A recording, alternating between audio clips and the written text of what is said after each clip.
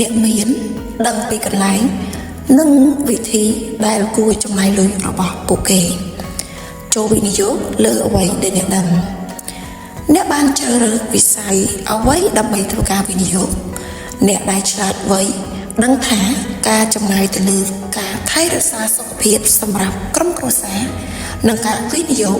លើវិធីដែលធ្វើឲ្យអាជីវកម្មកាន់តែមានផលិតភាពគឺជាផ្លូវដែលល្អបំផុតសម្រាប់ពួកគេបើទោះបីជាអ្នកមានទាំងនោះច្រើនតែសន្សំសំចៃនៅក្នុងប្រការផ្សេងក៏ដោយក៏តម្លៃមិនមែនជាបញ្ហាសម្រាប់ពួកគេនោះទេនៅពេលនិយាយពីការដែលត្រូវទិញសេវាកម្មវិនិយោគការទទួលសេវាកម្មប្រឹក្សាទៅលើការបង់ពន្ធឬចំណាយលើការថែរក្សាសុខភាពសម្រាប់ខ្លួនឯងនិងមនុស្សជាទីស្រឡាញ់របស់ពួកគេដូចគ្នានេះដែរពួកគេដឹងថាការទិញផលិតផលឬសេវាកម្មណាមួយដែលធ្វើឲ្យអាជីវកម្មរបស់ពួកគេប្រសើរឡើងដូចជាការពង្រីកទំហំការិយាល័យបន្ថែម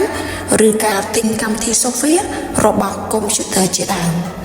និយាយពីលោក Short ដែលជាអ្នកមានទ្រព្យសម្បត្តិម្នាក់គាត់និយាយថាគាត់នឹងមិនទិញរថយន្ត Rolls-Royce ជិះទេព្រោះនៅតំបន់មនុស្សវណ្ណៈកណ្ដាលដែលគាត់រស់នៅវាមិនធ្វើឲ្យគេងាកមកមើលគាត់ច្រើនពេកនោះទេផ្ទុយទៅវិញគាត់យល់ថា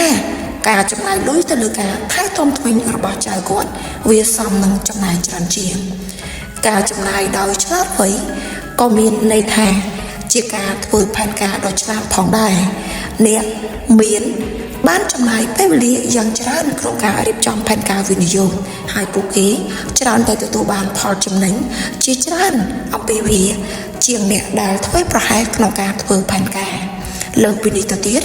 ប្រសិនបើអ្នកចង់បង្កើនទ្រព្យសម្បត្តិដោយវិនិយោគនៅក្នុងអាជីវកម្មជាលក្ខណៈមួយអ្នកគួរតែរៀបចំផែនការក៏ដូចជាត្រូវចេះជំនាញមួយចំនួនផងដែរមនុស្សគ្រប់គ្នាយ៉ាងហោចណាស់មានផ្នែកមួយដែលពួកគេមានចំណេះដឹងច្រើនដូច្នោះគួរតែប្រើវាដើម្បីជាប្រយោជន៍ដល់ការវិនិយោគរបស់អ្នកឧទាហរណ៍អ្នកស្រី Smith គឺជាអ្នកដេញថ្លៃម្នាក់ដែលមានជំនាញខាងអចលនទ្រព្យពាណិជ្ជកម្មតើឧស្សាហកម្មមួយណាដែលអ្នកស្រីគួរវិនិយោគលើប្រកបណាស់វាជាអចលនទ្រព្យពាណិជ្ជកម្មនោះឯងទោះជាយ៉ាងណាលោកឡុងមានចំណេះដឹងច្រើនអំពីគ្រឿងសង្ហារិមបុរាណតើគាត់គួរវិនិយោគលើមូលបត្របច្ចេកវិទ្យាខ្ពស់ឬទេប្រហែលជាមិនចាំបាច់ទេ